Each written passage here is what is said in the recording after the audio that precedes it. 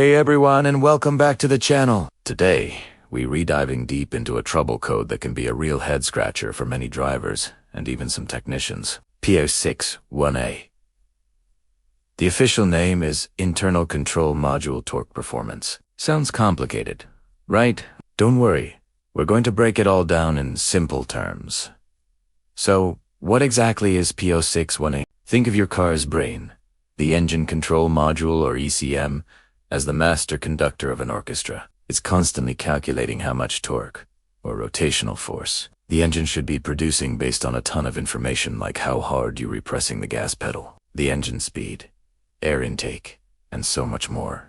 The ECM then compares its calculated torque value with the actual torque the engine is producing. When there's a significant mismatch between what it expects and what's actually happening, the ECM gets confused and flags the P061A code. It's essentially the car's way of saying, hey, something's not right with the engine's power output. What are the common symptoms you might notice? The most obvious one is the check engine light illuminating on your dashboard. Beyond that, you might experience some frustrating drivability issues. This could include a noticeable lack of power, poor acceleration, or a rough-running engine. Your car might feel sluggish, almost like it's struggling to get up to speed. In some cases, the vehicle might even go into limp mode, where its power and speed are severely restricted to prevent potential damage. You might also notice a drop in fuel efficiency because the engine isn't operating at its best. Now, let's talk about the potential culprits behind this code. The causes for P061A can be quite varied, which is what makes it tricky to diagnose. It could be something as simple as a faulty sensor,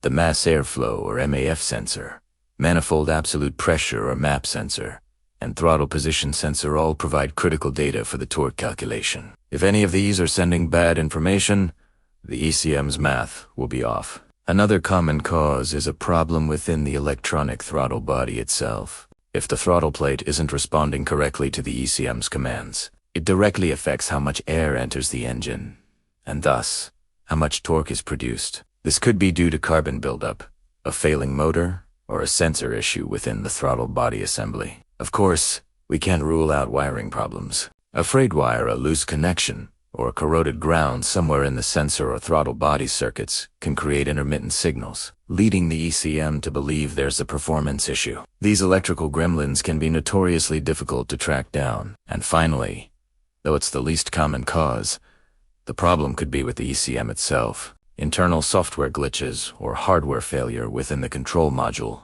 can lead it to miscalculate or misinterpret the data, triggering the P061A code. This is usually the last thing to check after you've ruled out all other possibilities. So, how do you go about fixing it? The first step is always a proper diagnosis. A professional technician will use an advanced scan tool to not only read the code, but also to look at live data streams from all the relevant sensors. They'll compare the ECM's desired torque value with the actual reported values to see where the discrepancy lies. They'll then perform a thorough visual inspection of the wiring harnesses and connectors for any obvious damage. Testing the individual sensors, like the MOF map and throttle position sensor, is next on the list to ensure they're operating within their specified ranges. Cleaning the throttle body is often a good and relatively inexpensive first step, as carbon buildup is a frequent issue. If all of those check out, the technician might need to perform more advanced diagnostics on the ECM itself, which could involve reprogramming or,